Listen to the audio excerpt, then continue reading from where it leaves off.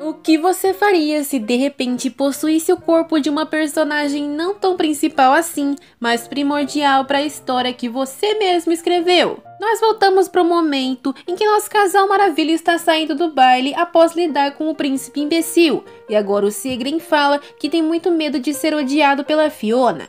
A mulher cora e se senta do lado do namorado, porque sim, agora eles são o casal. Ela pede para ele se inclinar um pouco para frente e quando ele o faz, a maga desabotou a sua camisa, puxa o colarinho pro lado e aproxima seus lábios do pescoço dele, deixando o menino confuso. Acho que ela está beijando ali para descontar o que ele acabou de fazer nela, né? E o menino fica louco, abaixando a cabeça vermelho. Acho que já foi o suficiente. Olhando para ela ofegante, Siegren pergunta se ela está tentando provocá-lo e a feiticeira simplesmente fala que é para os dois ficarem quites e ele não se sentir mal pelo que fez agora há pouco. Agora ele fala que se sentiu machucado de certo modo e apoiando o braço no sofá da carruagem, ele se aproxima e pergunta se pode beijá-la. Claro que não! Pô, Fiona, ela manda ele se conter e o homem se afasta bufando. A maga pensa que é muito má. Afinal, ela se sente bem ao ver o quanto pode afetar ele, mas não pode entregar seu coração ao mesmo tempo para o príncipe. Quando chegam na mansão de Heilon, a garota desce da carruagem e lembra Siegren de que ele é e sempre será a pessoa mais importante para ela. O homem fica pensativo e antes dela se afastar, pergunta para Fiona o que faz ela feliz tirando ele. Aquela pergunta é difícil demais para Maga, e durante seu sono naquela noite, aquilo a atormenta. Ela estava tanto tempo pensando em estratégias de sobrevivência que não pensou em felicidade e agora não sabe de nada que realmente queira. No dia seguinte, a Celine, a empregada da mansão, lembra Fiona do baile da Priscila que vai precisar ir naquela noite. A maga agradece e pede para ela cuidar dos preparativos para ir ao evento, já que ela precisa se concentrar no seu trabalho. Ela inclusive agradece a mulher por organizar todos os documentos que ela pediu, e Celine apenas fala que aquele é seu dever e pode pedir o que quiser. Essa mulher é como um anjo, e não seria diferente, já que ela era babá do Abel. Ele bem podia ter aprendido uma coisa ou duas com ela, né? Ela se pergunta se o Duque está bem, e na sua mão estão documentos confirmando que a escuridão voltou a aparecer. A escuridão chega com mais frequência agora, e apesar de marcar no mapa cada localização, Fiona não enxerga um padrão entre elas. Analisando a história, Siegren realmente está apaixonado por ela, já que ficaram muito tempo juntos, mas ela ainda não teve tempo de entender o comportamento da escuridão, apesar de ser indispensável não fazer um plano. 3 pessoas são necessárias para acabar com a escuridão: a Eunice, o Siegren e a Fiona. Na história original, com seu poder, Eunice empurrou a escuridão para o receptáculo corporal, ou seja, Fiona. Não é qualquer um que consegue armazenar esse poder sem perder o controle.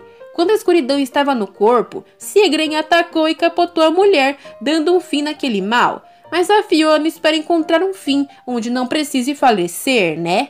Enquanto se arruma para a festa, ela pensa em investigar mais sobre Eunice e o nível de manifestação de seus poderes, já que é algo complexo empurrar a escuridão em alguém. Ela sente que a vida da Fiona original está em risco, não a dela. Inclusive, ela se pergunta sempre onde a consciência original está. Com a vida infeliz que ela viveria, foi bom a Fiona original sumir. A empregada que estava arrumando o cabelo da Fiona de repente pergunta se ela quer deixar o cabelo solto. Afinal, tem uma picada de inseto no seu pescoço. Ah, meu bem, isso aí na verdade é um chupão que o Siegren deu. Uma verdadeira obra-prima. Ao baile da Priscila, a Fiona desce as escadas do hall de entrada deslumbrante, sendo recebida pelo Siegren, que elogia sua aparência e o fato dela estar com os cabelos soltos. Aquilo combina bem com ela. A maga retruca que precisou deixar seu cabelo solto por culpa dele e mostra o vermelhão que ficou no seu pescoço, falando que ele teve sorte de sua empregada ser jovem e inocente para entender o que era. O príncipe fica coradinho e diz que vai tomar mais cuidado na próxima vez. Ele não nega que vai fazer aquilo de novo, né?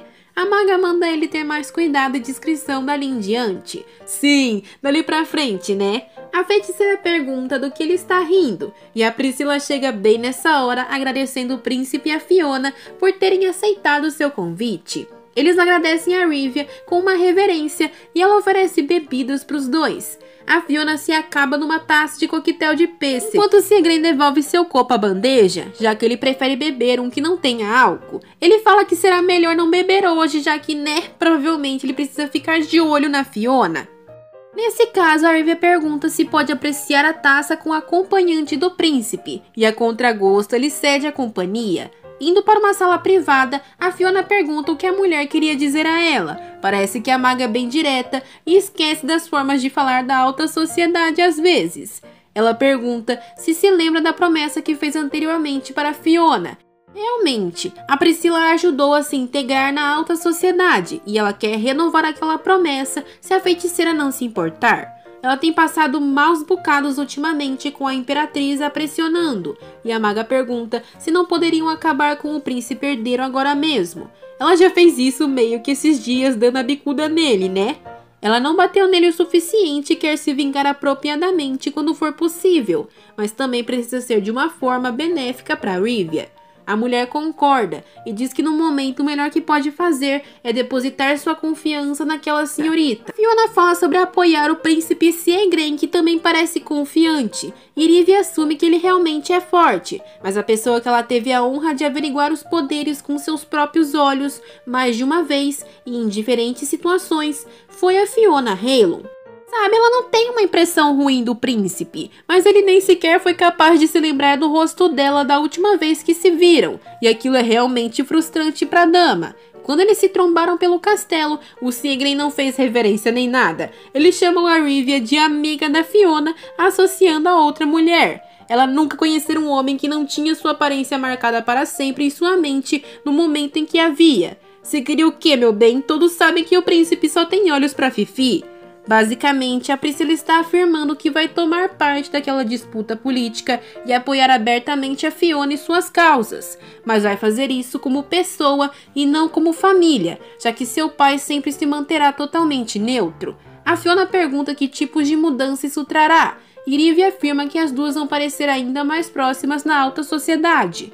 A maga fala que elas serão basicamente, aos olhos de todos, grandes amigas. A Priscila parece um pouco encabulada com aquele título e, para quebrar o silêncio, Fiona se levanta e se aproxima dela, desejando o melhor futuro para ambas. Arivia sorri e deseja o mesmo para sua mais nova aliada. Assim que sai da sala, Fiona pergunta para o Segren se ele esperou muito e, agarrando seu braço, já vai contando a novidade sobre Arivia querer se associar a ela. Parece que mesmo assumindo sempre uma postura neutra, ela decidiu tomar partido por odiar demais o príncipe herdeiro. O Segren fala que também o odeia demais, mas não quer sacrificar seu precioso tempo dividindo a Fiona com a Arivia. Quando Fiona ri, ele fala que não é uma piada e a puxa para perto, falando que vai garantir que será mais divertido brincar com ele do que com a nova amiga dela, e inclusive vai se esforçar para aquilo. O rosto belo dele nas mãos da garota sorrindo derrete corações com uma facilidade, né? Depois daquela investida violenta, não resta alternativa para Fiona a não ser admitir que foi atingida em cheio. Olha pra cara dela de vergonha. Ela diz que ele começou a exagerar porque vem pegando leve com ele. E então descansa sua cabeça em sua mão, fazendo uma expressão muito fofa que balança o coração do príncipe, o deixando vermelho e sem jeito. É assim que a mamacita gosta, de mandar na relação. E ele reclama que ela não pode ficar usando seu rosto para enganá-lo. Ela se afasta e diz que não precisa se preocupar com a senhorita Arivia, já que a pessoa que ela mais gosta no mundo é ele. Ele não se preocupa necessariamente com a amiga da maga, e sim com o fato da mulher estar sempre rodeada de cavalheiros. Se a Fiona se aproximar mais dela, acabará se tornando também o centro das atenções. Ele puxa a bochecha dela falando aquilo e a feiticeira questiona se ele estaria com ciúmes e ele concorda, afinal como ela se sentiria se fosse o contrário? Ao imaginar aquilo, a Fiona fica séria e diz que ele está proibido totalmente de se envolver com duas mulheres ao mesmo tempo. Ele começa a concordar, mas ela o interrompe dizendo que se seus sentimentos mudarem, ela vai terminar a relação dos dois, já que se ele quiser ficar com outra pessoa, o certo é terminar com a outra antes, na sua relação atual. Ele assente cabisbaixo, um pouco chocado com um comentário repentino dela, e ao voltar ao palácio, a sua escolta começa a reclamar que ele não o esperou novamente para sair. Meu filho, se ele tá com a Fiona, vai ser super desconfortável ficar com um cavalheiro em volta. O Caim persegue ele até seu quarto, mas ao levar uma portada na cara, ele fica ofendido e grita que se continuar assim, não vai ter sucesso algum com as mulheres e será abandonado. Como resposta, ele ouve uma pancada violenta na porta e Siegren se senta em sua cama, falando que não foi abandonado ainda por Fiona. Ele se lembra de que como seu rosto estava mais cedo em sua mão e fala que imagina que tudo dentro dele se acalmaria se tornassem um casal. Todavia, olhar para Fiona ainda continua a deixá-lo ansioso e inseguro. Ele quer vê-la sorrir, mas também quer vê-la chorar e se agarrar a ele buscando apoio. Ele espera que os sentimentos egoístas que está tendo não acabem afastando a sua amada de si. Enquanto isso, no palácio que acabou de sediar uma festa, diante de uma chuva tempestuosa, chega uma carta endereçada a Rivia e ao seu pai. Aquilo é o que eles temiam, uma proposta, e pelo rosto de seu pai ele não estava nada feliz. É uma proposta de casamento enviada pelo próprio príncipe herdeiro, e não resta dúvidas, já que possui o selo real. Existe uma grande diferença em se envolver com ele na alta sociedade e receber uma proposta oficial dele em sua própria casa. Ele ignorou a opinião dela e enviou a carta assim mesmo. O pai dela deixa claro que vai recusar a proposta caso ela não queira. Porém, como é uma coisa que foi enviada do Império, ela vai precisar de uma excelente justificativa para a recusa. Sua única escolha, então, é um compromisso. A Rivia precisa arrumar imediatamente um compromisso falso para fugir. O pai da Priscila não gosta muito da ideia de ela criar um compromisso repentino com alguém e se pergunta por que a Imperatriz e o príncipe herdeiro parecem tão desesperados assim. Talvez seja por conta do novo príncipe que ameaça seu poder. Eles querem um casamento daqueles porque acham que isso vai lhes dar mais status e segurança política de alguma forma. De toda forma, seu pai ainda pede que ela pense melhor sobre formar uma aliança de compromisso, só por conta dele, e ela consegue ver uma outra forma de escapar. Ela poderia criar um escândalo enorme sobre sua pessoa, de forma que seria impossível a família imperial querer laços com ela. Mas será que vale a pena mesmo sacrificar a honra que ela tanto custou a construir na sociedade apenas por conta do herdeiro? A mulher anda um pouco e de repente para. O escândalo pode ser sim sua solução, mas e se o alvo for o príncipe herdeiro? Enquanto isso, na mansão de Haylon, a Fiona recebeu uma carta de Abel falando que por lá estava tudo bem, e os ataques de monstros parecem ter diminuído, o que deixa tudo mais calmo para ele visitar a capital em breve. Todos sabem que atualmente é melhor se viver em Haylon do que na capital em si, já que o lugar da cidade sempre cobra impostos altos. Ela também recebeu outra carta em branco da Guilda dos Mercenários. Mesmo que pareça uma brincadeira receber uma carta assim, é uma forma de aviso de que o perigo se aproxima. Ela queima a carta com as mãos, lembrando da ameaça que fez ao príncipe da última vez. Quem sabe ele vai acabar enviando um assassino diretamente para ela.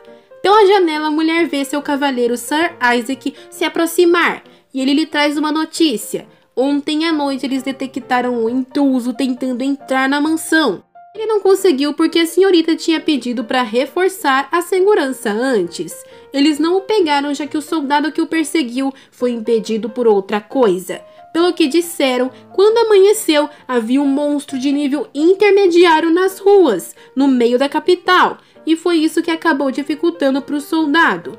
Felizmente, a barreira em volta da capital não foi rompida. Essa barreira foi erguida pela primeira santa dali e permanece até hoje protegendo seus cidadãos de ataques de monstros. Se ela por acaso se rompesse, as coisas não acabariam apenas em alguns monstros entrando. Seria uma legião que poderia destruir completamente o local. Se a barreira não é o problema, alguma outra coisa deve ser. Ela pede para o Sir Isaac que prepare uma carruagem enquanto veste um casaco. Ela precisa ir a um lugar. Fiona está na Guilda dos Mercenários conversando com o líder e ele fala que mandaram até mesmo uma carta de aviso, então não tem motivo para ela vir. A maga quer saber que fofos coelhinhos ele mandou entrar em sua mansão dessa vez, mas o líder deixa claro que aquilo não é obra deles. Eles já foram humilhados e chamados de fracassados pelo último cliente, mas ele não pode revelar mais que aquilo. Fiona quer saber sobre o monstro que apareceu no amanhecer. E o líder fala que eles nem mesmo lidaram com a carcaça, mas é repreendido com um olhar mortal. A feiticeira não quer saber dos restos da criatura, ela quer saber de onde ele saiu. O homem hesita alguns momentos e depois leva a Fiona para um lugar privado, perguntando se terá segurança se lhe revelar algumas informações. Ela garante que fará aquilo, já que ele cumpriu sua parte do acordo. E o homem começa a dizer que outros mercenários da guilda começaram a agir de forma estranha, capturando criaturas e monstros vivos. A única coisa que importa para eles é dinheiro, e provavelmente as criaturas foram vendidas. Não é que os monstros abriram passagem na capital, eles foram trazidos para lá. A feiticeira está entendendo o rumo das coisas. Afinal, apesar de ser cheia de variáveis, ainda é uma história de ficção. O momento em que os monstros aparecem na história foi por interferência humana, quando fizeram uma arena ilegal de combate e começaram a ser atraídos aristocratas que eram fascinados por aquela barbaridade. Foi um assunto que fez vários deles perderem muita honra. Será que aquilo pode servir de arma para Fiona de alguma forma? Eu já fiz o meu próprio plano. É só atrair a pessoa certa no lugar certo, né? Querem saber mais sobre isso? Então deixem o like e compartilhem. Muito obrigada por assistir até aqui e sayonara!